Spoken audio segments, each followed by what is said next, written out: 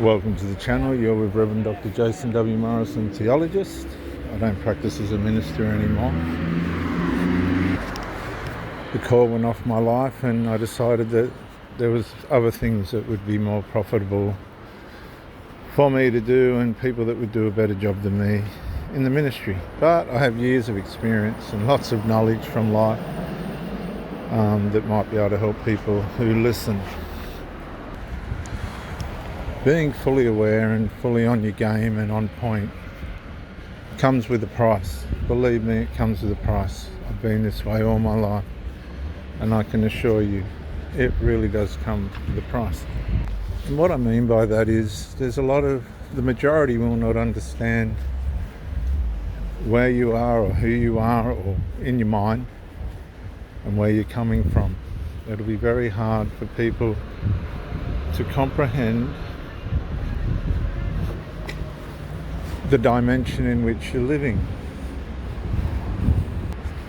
Now, that's not a criticism, and that doesn't go for everyone, but you do end up a lot of the time on your own, just by way of clarity.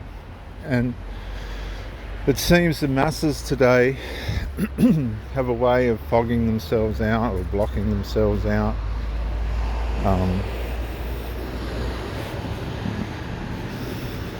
In more ways than one, be it nicotine, from just nicotine to soft drinks and all that other sugar contained stuff can really knock people around. And I guess people aren't particularly going to make the effort to look after themselves if they can't see the potential that they have for themselves. Everything's based on how you perceive yourself. In other words, if somebody's knocking themselves around, medications, alcohol, weed, whatever it is, that's a perception of how they see themselves. They're only going to value themselves by the way in which they perceive themselves. And that goes for myself and you who is listening as well. So if you can manage yourself without substances, without assistance from alcohol, which isn't an assistance, it's a poison, and weed, if you can do that, then you're in an elite group of mental health people. Your mental health is up there. I don't know what the percentage is, but it wouldn't be as high as what the ones that aren't is, if that makes sense. And if you're in touch with yourself in this way, that's a great advantage for you, because that means you can be on your own. You can manage life on your own. It doesn't mean you have to be on your own. You're fully equipped to sharing and give great company. That's not the issue at all. But what it does do, it equips you, being a Sigma purple pill man, it equips you to continue to equip yourself to be the best possible person that you can be when your opportunity comes to produce mentally, physically, spiritually and emotionally. You just keep building. You keep building on yourself. You keep building. You keep building your spirit. You keep building your body. You keep track of your emotions. You just keep building. You learn that disappointment is a part of life, a common part.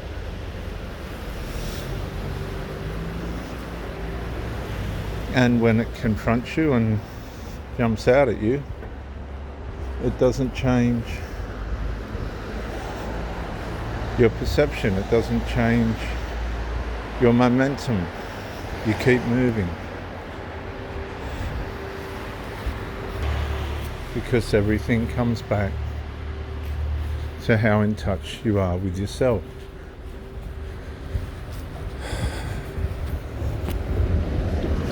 It's predictable that things aren't always going to go as we perceive. Okay? They're just not. But that doesn't mean that you're not psychologically prepared for when it doesn't. You can still stay on point and not be affected by the troubles of others. And that's the whole thing. For some people, they're better off on their own, honestly. Rather than being enmeshed with a person that's just not on point, or you're not on point for them. I dare say the alcoholic would be better off with an alcoholic. The weed smoker would be better off with a weed smoker, from what I've seen and learnt. And all these different combinations that are. Time's too valuable to waste, and we're the only ones that can be responsible personally for the way in which we use our time. It's our time. And I don't think we've got any right to waste anybody else's time either. We've constantly got to be evaluating what's happening in our life and what's being given to us or taken from us from the people in our lives. We also have to keep an eye on what we're giving and taking from the people in our lives. As I'm getting older, I'm starting to realise more and more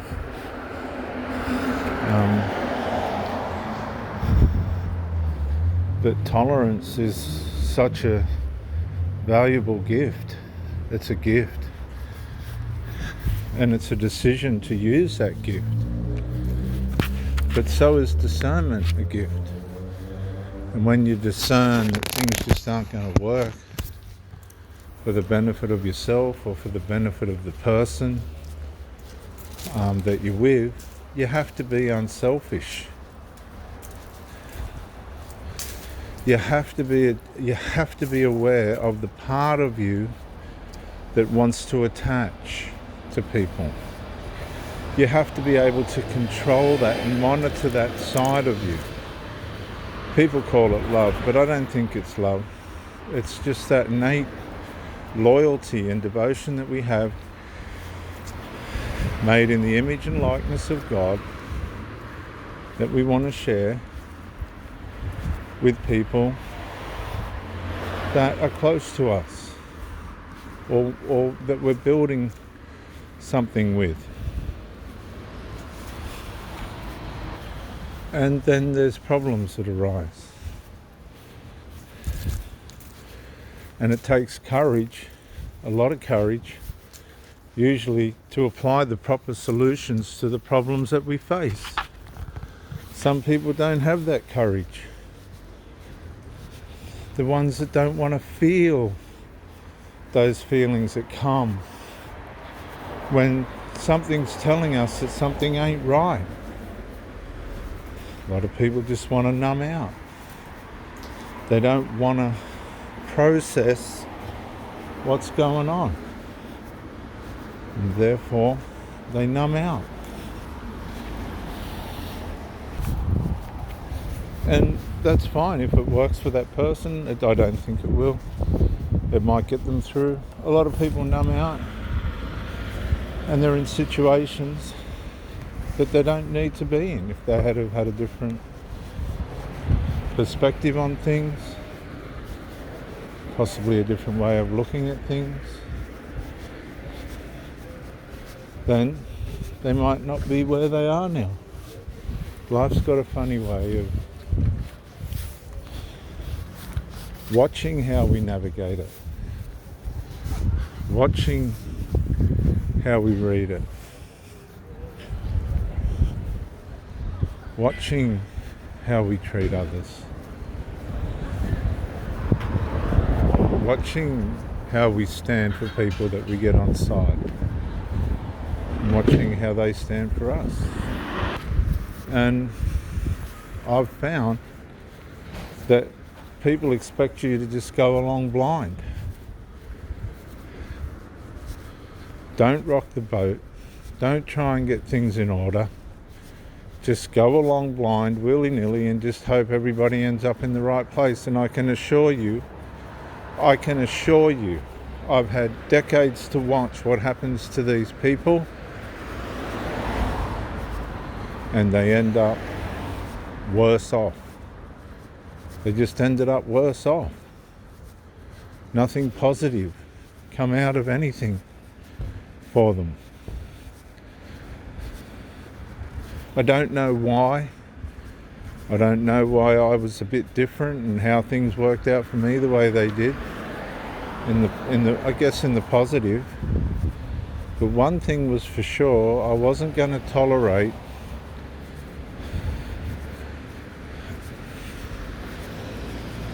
the bad decisions of other people. I had enough to deal with my own decisions. And when you're in a relationship with somebody and they start to go to screw-if on you, and you're trying to navigate that and your life at the same time, you've got to just say, I'm sorry. No. I'm really sorry. But no, I can't afford this. And then you get up to nearly 60 years old, 57, going on 58. And you start to realise, and time is more important than you think. And people will waste it.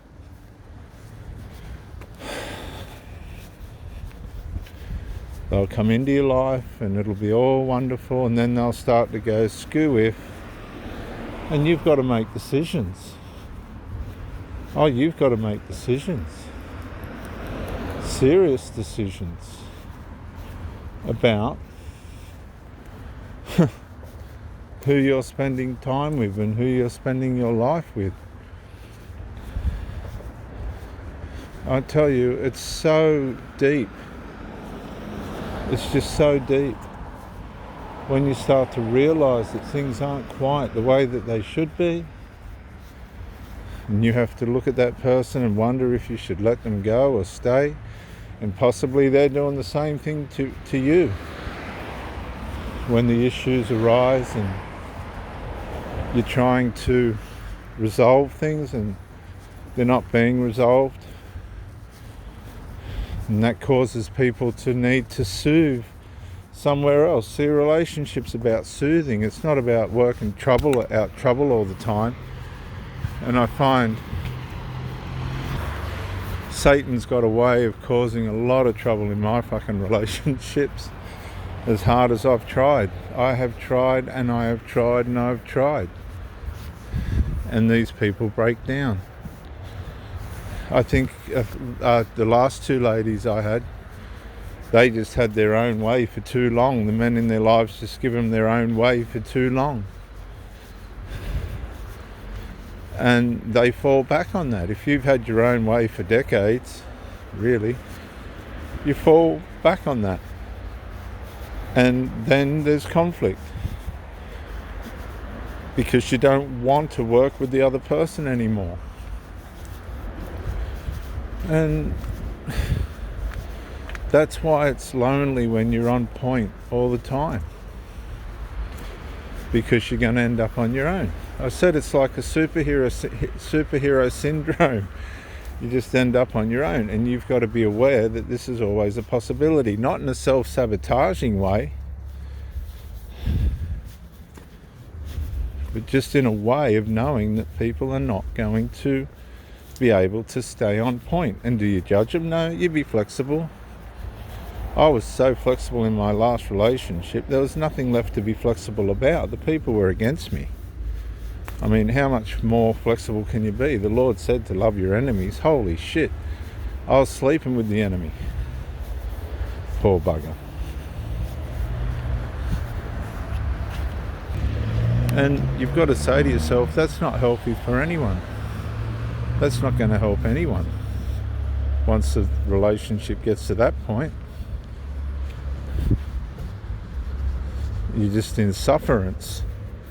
I think they proved their faithfulness for as long as they could, and so did I. You can't judge these people. It turns out how it turns out. You move on and, go again.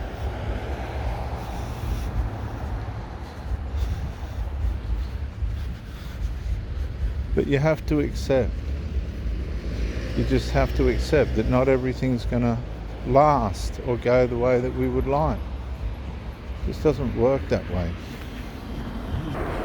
I guess I'll close this talk by confirming from my experience that it's so important to try and keep your original family together. There is nothing more valuable or important than the fabric of the original family. And there's so many things that can jeopardize this. And there's so many things that come against it today in this world.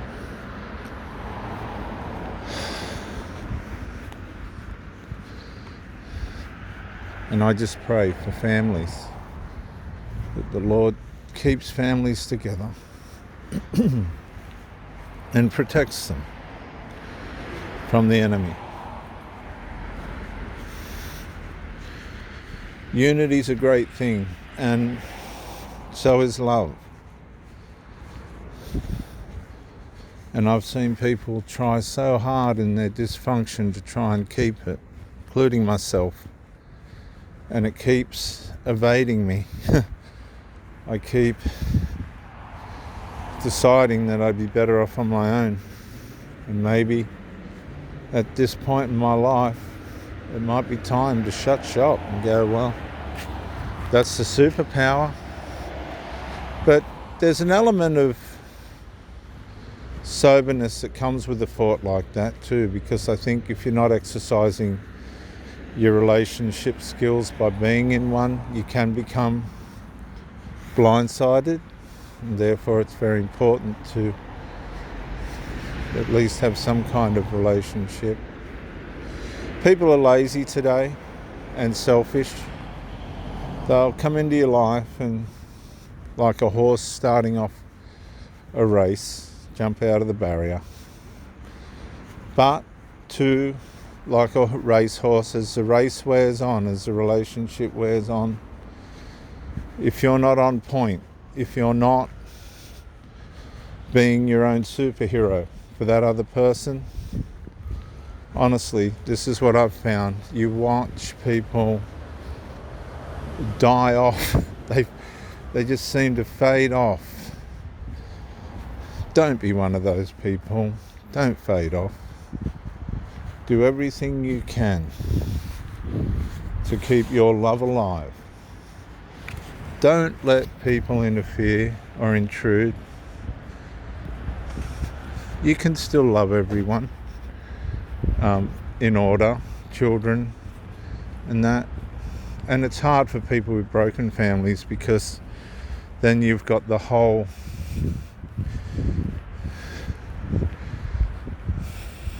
interrelational issues that come with that, territorial issues and things.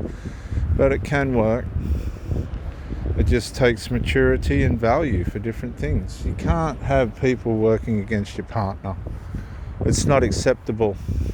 It's not in the spirit of how a relationship should be. And I've seen many relationships, particularly in my life, go through family members just assaulting it, villainizing it, demoralizing it, and undermining it.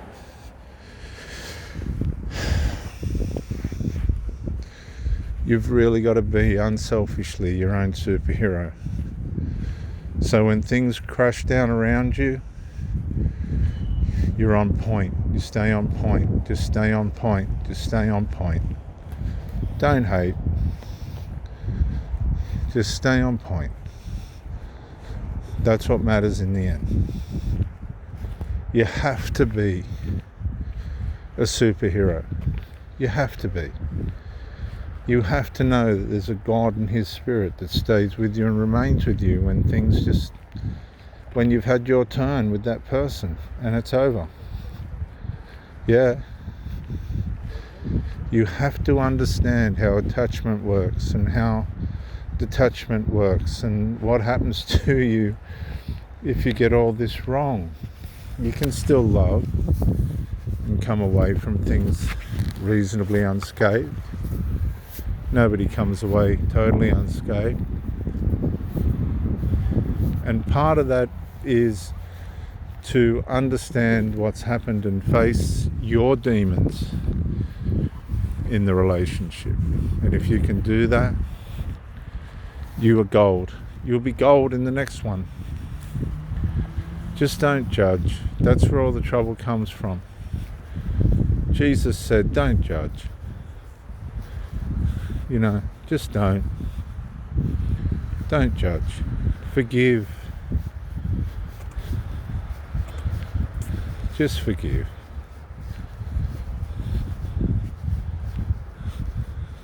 For all have sinned and fall short of the glory of God. And that's what we need Jesus for. That's all.